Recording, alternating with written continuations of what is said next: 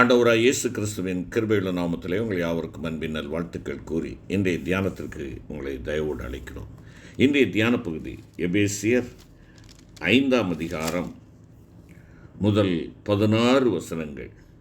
எபேசியர் 5ஆம் அதிகாரம் முதல் 16 வசனங்கள். தியான வசனம் 2ஆம் வசனம். எபேசியர் 5:2. கிறிஸ்து நமக்காக தம்மை தேவனுக்கு சுகந்த வாசனையான காணிக்கையாகவும் பலியாகவும் ஒப்பு கொடுத்து நம்மில் அன்பு கூர்ந்தது போல நீங்களும் அன்பிலே நடந்து கொள்ளுங்கள்.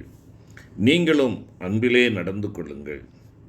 பிரியமான கர்த்தருடைய பிள்ளைகளே, கர்த்தர் நாட்டின சந்தன மரம் எவ்விதமாக இருக்க வேண்டும் என்பதை குறித்து நாம் தியானித்து வருகிறோம். நீங்களும் நானும் சந்தன மரங்களாக விலை மதிப்பற்ற ஒரு ஆத்துமாவை நம்முடைய ஆண்டவர் மீட்டெடுத்து நம்மை அவருக்கு சொந்தமாக வைத்திருக்கிறார். நாம் அவருக்குரியவர்கள், அவரால் நாட்டப்பட்டவர்கள். அதை நாம் தியானித்தோம். ஆகையினாலே நான் வாசனை வீசும்படியாய் ஆண்டவர் என்னை நாட்டியிருக்கிறார். வாசனை வீசும்படியாக அதைத்தான் நாம் பார்த்தோம். கர்த்தருக்கு பயப்படுதல் அவருக்கு சுகந்த வாசனையாக இருக்கும் என்று சொல்லி, அவருக்கு உகந்த ஒரு வாசனை என்ன? கர்த்தருக்கு பயப்படுகிற பயம். அடுத்தாக்கில் நாம் பார்த்தோம், கர்த்தரை அறிகிற அறிவின் வாசனையை நீங்களும் நானும் வெளிப்படுத்த வேண்டும் என்று சொல்லி தியானித்தோம். தொடர்ந்து இந்த நாளிலே நாம் பார்க்கின்ற பொழுது எபேசியர் 5:2 பார்க்கின்ற பொழுது, நீங்களும் நானும் கிறிஸ்து நமக்காக தம்மை தேவனுக்கு சுகந்த வாசனையான காணிக்கையாக பலியாக ஒப்பு கொடுத்தது போல நாமும் என்ன செய்ய வேண்டுமாம்? நம்மில் அன்பு கூர்ந்தது போல நீங்களும் அன்பிலே நடந்து கொள்ளுங்கள். அன்பின் வாசனை வீசுங்கள். அன்பின் வாசனை வீசுங்கள். அருமையான கர்த்தருடைய பிள்ளைகளே, கர்த்தருக்கு பிரியமாய் இல்லையென்றால் கர்த்தருக்கு பயப்படுகின்ற ஒரு வாசனை, கர்த்தரை அறிகிற அறிவின் வாசனை, கர்த்தருடைய அன்பின் மகத்துவத்தை வெளிப்படுத்தும் ஒரு வாசனை. நீங்களும் நானும் அவருடைய அன்பை வெளிப்படுத்தும்படியாக கிறிஸ்துவின் நறுமணம் என்னிலே காணப்பட வேண்டும் என்று சொல்லி என் ஆண்டவர் விரும்புகிறார். அவரால் சம்பாதிக்கப்பட்டவன் நான். ஆகையினாலே கிறிஸ்துவின் வாசனை இடத்திலே காணப்பட வேண்டும். ஏன்? அவர் உனக்காக எனக்காக சுகந்த வாசனையான காணிக்கையாக தேவனுக்கு தன்னை பலியாக கொடுத்தார்.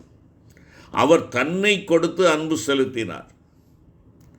நீங்களும் நானும் நம்முடைய அன்பை ஆண்டவருக்கு வெளிப்படுத்துகிறதை எவ்விதமாய் நாம் வெளிப்படுத்துகிறோம்?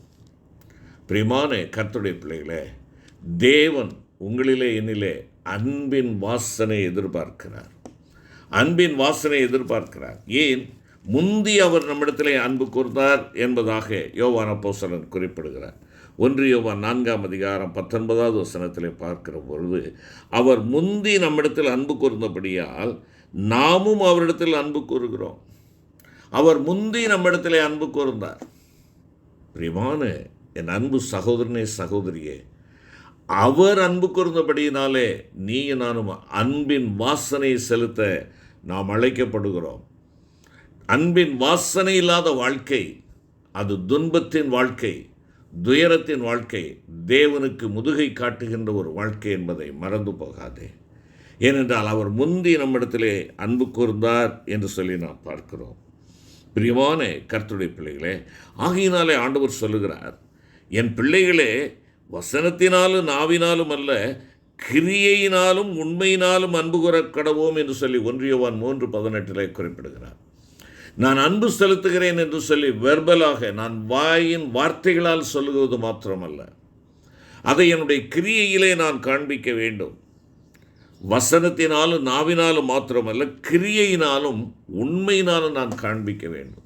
ஏனென்றால் தேவன் தம்முடைய ஒரே பேரான குமாரனை விசுவாசிக்கிறவன் எவனோ அவன் கெட்டுப்போகாமல் இத்தீஜீவனை அடையும்படிக்கு அவரை தந்தருளி இவ்வளவாய் அன்பு கூர்ந்தார். எவ்வளவாய் அன்பு கூர்ந்தார்! அவர் எனக்காக செலுத்தின கிரயம் கொஞ்ச நெஞ்சம் அல்ல, முந்தைய இடத்திலே அன்பு கூர்ந்தார். இவ்வளவாய் அன்பு கூர்ந்தார். எவ்வளவாய் ஊதாரித்தனமாய் அன்பு கூர்ந்தார் எனக்காக. ஏனென்றால் நான் தகுதியற்றவன், நான் ஒன்றுக்கும் லாயக்கில்லாதவன். ஆனால் எனக்காக அவர் முந்தி அன்பு கூர்ந்து அந்த அன்பு அது உதாரித்தனமான ஒரு அன்பாக, ஒரு பைத்தியக்காரனாகி எனக்காக, ஒரு மூடனாகி எனக்காக என் ஆண்டவர் அவ்வளவு அன்பு செலுத்தினார் என்றால், அருமையான கர்த்தருடைய பிள்ளையே, அருமையான சகோதரா சகோதரி, ஆண்டவருடைய அன்பை பெற்றிருக்கிற நீயும் நானும் எவ்வளவாய் அன்பு கூற நாம் அழைக்கப்படுகிறோம். அதை நம்முடைய கிரியையிலே காட்டும்படியாக ஆண்டவர் நம்மிடத்தில் எதிர்பார்க்கிறாரே. என்னிடத்தில் அந்த கிரியை உண்டா? நான் அதை வெளிப்படுத்துகிறேனா? அருமையான சகோதரா சகோதரி, நீங்களும் நானும் யோசித்து பார்க்க நாம் அழைக்கப்படுகிறோம். அன்பிலே நடந்து கொள்ளுங்கள். தேவனிடமாய் உள்ள என்னுடைய அன்பு எப்படிப்பட்டதாக இருக்கிறது? ஆண்டவர் இறங்கி வந்தார் அன்பு செலுத்தும்படியாக. நீங்களும் நானும் இன்னும் மனமேட்டுமையோடு கூட இருந்து, அவரை நேசிக்க என்னால் முடியாது, இவரை நேசிக்க என்னால் முடியாது, இவர்களோடு இணைந்து செல்ல முடியாது, அவர்களோடு இணைந்து செல்ல முடியாது என்று சொல்லி நம்மை நாமே உச்சத்திலே வைத்துக்கொண்டு விழுதலுக்கு நேதுவாக இருக்க வேண்டாம். பிரியமான கர்த்தருடைய பிள்ளையே, அவர் முந்தி நம்மிடத்திலே அன்பு கூர்ந்தார், எனக்காக இறங்கி வந்தார், ராஜ மேன்மைகள் அத்தனையும் விட்டு வந்தார், வான மேன்மைகள், பரலோகத்தின் ஆசீர்வாதங்கள் அத்தனை, பாடலின் சத்தம் அத்தனையும் விட்டு வந்தார். ஒரு ஏழையாக, தரித்திரனாக, ஒரு மனிதனுக்கு என்னென்ன கஷ்டங்களுண்டோ அத்தனை பாடுகளின் வழியாக கடந்து வந்தார்.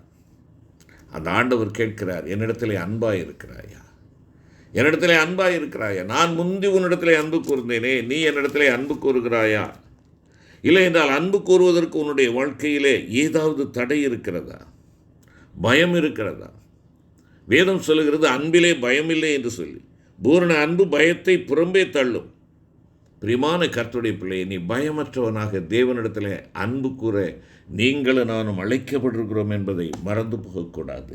சங்கீதக்காரன் சொல்லுகின்ற பொழுது 97ஆம் சங்கீதம் 10வது வசனத்திலே குறிப்பிடுகிறார், கர்த்தரில் அன்பு கூறுகிறவர்களே தீமையை வெறுத்து விடுங்கள், அவர் தம்முடைய பரிசுத்தவான்களின் ஆத்துமாக்களை காப்பாற்றி துன்மார்க்கரின் கைக்கு அவர்களை தப்புவிக்கிறார். கர்த்தரில் அன்பு கூறுகிறவர்களே, நான் ஆண்டவரிடத்தில் அன்பு கூறுகிறேன். ஆண்டவருக்கு தெரியும், என்னுடைய உள்ளம் தெரியும், என்னுடைய இதயம் தெரியும், நான் எப்படிப்பட்டவன் என்பது தெரியும். ஆகையினால யாரும் எனக்கு நற்சான்று கொடுக்க வேண்டிய அவசியம் இல்லை என்று மார்தட்டி ஒருவேளை நான் ஆண்டவரிடத்தில் அன்பு கூறுகிறேன் என்று சொல்லுகிறேன். அருமையான சகோதரா சகோதரி, நீயும் நானும் கர்த்தரில் அன்பு கூறுகிறவர்களாய் இருப்போம் என்றால் நம்முடைய வாழ்க்கையிலே காணப்பட வேண்டியது என்ன? அதைத்தான் சங்கீதக்காரன் சொல்லுகிறார், கர்த்தரில் அன்பு கூறுகிறவர்களே தீமையை வெறுத்து விடுங்கள். என் வாழ்க்கையிலே தீமை வெறுக்கப்பட வேண்டும். கர்த்தரில் அன்பு கூறுகிறோம் என்று உரிமையுடன் சொல்லுகிறவர்கள் அவர்கள் பூமியில் வாழும்போது பொல்லாப்பை எவ்வளவு வெறுக்கிறார்கள் என்பது அவருடைய வாழ்க்கையில் இருந்து சோதிக்கப்படுகிறது. உண்மையாகவே மறுபடியும் பிறந்திருக்கிற ஒரு தேவனுடைய பிள்ளை ஆண்டவரோடு ஒன்றாக இருப்பான், ஆண்டவருடைய ஐக்கியத்தில் நிலைத்திருப்பான், ஆண்டவருடைய உறவிலே அவன் தங்கியிருப்பான், அவரிலே நிலைத்திருக்கிறவனாக இருப்பான். அப்படி இருக்கின்ற பொழுது அவனிலே பரிசுத்த ஆவியானவர் வாசம் செய்கிறார். தேவன் நேசிக்கிறதை பரிசுத்த ஆவியானவர் வாசம் பண்ணுகிற ஒவ்வொரு பிள்ளையும் நேசிப்பான். ஆண்டவருக்கு பிரியமாய் நடப்பான். ஆண்டவர் நேசிப்பதை நேசிக்கவும், ஆண்டவர் வெறுப்பதை வெறுக்கக்கூடியவருமாக அவன் இருப்பான். துன்மார்க்கம், மிருகத்தனம், உலகத்தில் இருக்கும் அவபக்தி, இவற்றினால் நாம் மனவேதனை அடைகிறவர்களாய் காணப்பட வேண்டும்.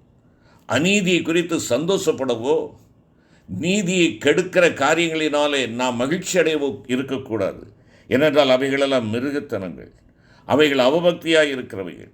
ஆகையினால் இந்த அவபக்தியான காரியங்களுக்காக நாம் மனவேதனை அடைந்தவர்களாக இருக்க வேண்டும். ஏன் தெரியுமா? அதனுடைய பொல்லாப்பினால் அநேகருடைய வாழ்வுகள் அழிக்கப்படுகிறது. அவ்விதமாய் அழிக்கப்படுவதை பார்த்து நீங்களும் நானும் மகிழ்ச்சி அடைவோம் என்றால் நாம் துன்மார்க்கர். அப்படிப்பட்ட அநீதிக்கு நாம் ஒத்துப்போகக்கூடாது. எனக்கு அன்பான சகோதரனை சகோதரியை, தீமையை நாம் வெறுக்கிறவர்களாக, நன்மையை விரும்புகிறவர்களாக இருக்க வேண்டும். தேவனுடைய பிள்ளைகளாகி நீங்களும் நானும் தீமையை வெறுத்து நன்மையை பற்றி கொள்வோம் என்றால் வரப்போகின்ற நியாய தீர்ப்பிலிருந்து தப்புகின்ற மீதியான ஜலத்தின் மேல் தேவன் இரக்கமாயிருப்பார். தீங்கான எண்ணங்கள், தீயதான செயல்பாடுகள் என்னிடத்திலே இருக்கும் என்றால் நான் ஒரு மாய்மாலக்காரன். நான் ஆண்டவரிடத்தில் அன்பு கூறவில்லை. கர்த்தரிடத்தில் அன்பு கூறுகிறவன் பிறனிடத்திலும் அன்பு கூறுவான். இன்றைக்கு தன்னுடையது எல்லாவற்றையும் மற்றவனுக்காக கொடுக்கின்ற ஒரு சுபாவமுடையவனாக, சிந்தையுடையவனாக காணப்படுவான். ஆண்டவராய் இயேசு கிறிஸ்து தன்னையே முழுமையுமாய் கொடுத்தார். நீங்களும் நானும் எதை கொடுக்கிறோம்? என்ன நோக்கத்தோடு கொடுக்கிறோம்? என்ன அடிப்படையில் நாம் கொடுக்கிறோம்? பிறருடையதெல்லாம் தன்னுடையது என்று சொல்லினார்கள் திருடர்கள். ஆனால் தன்னுடையதெல்லாம் அடிபட்டு கிடக்கிறான், அல்லது பிறனுக்கு என்று சொல்லுகிறான் சமாரியன். எந்த வழியை நாம் பின்பற்றுகிறோம்? இந்த சமாரியன் யாருக்கு உதவி செய்கிறான்? அவனுக்கு எதிரியாக இருக்கிற ஒருவனுக்கு உதவி செய்கிறான். இன்றைக்கு ஊழியர்கள் உதவி செய்ய முடியவில்லை, உற்றார்கள் உதவி செய்ய முடியவில்லை. ஒருவேளை சத்துருக்கள் என்று எண்ணிக்கொண்டிருக்கின்ற அந்த அருமையான சமாரியன் இந்த அடிபட்டு கிடக்கிற அந்த குற்றுயிராக இருக்கிறவனுக்கு உதவி செய்கிறான். அதுதான் அன்பு, அதுதான் அன்பு. எனக்குரியதெல்லாம் உனக்கு கொடுக்கிறேன். திருடர்களுடைய பண்பு எப்படி இருந்தது? மற்றவர்களுக்குரியதெல்லாம் தங்களுக்குரியது என்று எண்ணினார்கள். என் அருமையான சகோதர சகோதரி, நீங்களும் நானும் ஆண்டவருடைய அடிச்சுவட்டை பின்பற்றி நடக்க அழைக்கப்படுகிறோம். அன்பின் வாசனை, அன்பின் வாசனை. நீ தீமையினாலே வெல்லப்படாமல் தீமையை நன்மையினாலே வெல்லு. அதுதான் அன்பின் வாசனை. சத்துருக்களையும் சிநேகியுங்கள், உங்களை பகைக்கிறவர்களுக்கு நன்மை செய்யுங்கள். அதுதான் அன்பின் வாசனை. ஒருவன் உன்னை ஒரு கணத்தில் அறைந்தால் மறு கணத்தையும் கொடு. அதுதான் அன்பின் வாசனை. இந்த அன்பின் வாசனை என்னிடத்தில் இருக்கிறதா? அன்பின் ஆண்டவரே, நீர் நாட்டின சந்தன மரமாக ஆண்டவரே உமக்கு பயப்படுகிற வாசனை வீசவும், உம்மை அறிகிற அறிவின் வாசனையை வெளிப்படுத்தவும், தேவரீர் எதிர்பார்க்கிற அன்பின் வாசனையை நான் வெளிப்படுத்தி, நான் வார்த்தை கிறிஸ்தவனாக அல்ல, நடைமுறையிலே வாழ்ந்து காட்டுகிற கிறிஸ்தவனாய் காணப்பட எனக்கும் எங்களுக்கும் கிருபை தாரும். இயேசு கிறிஸ்துவின் மூலம் வேண்டிக் கொள்கிறோம் நல்ல பிதாவே. ஆமென்.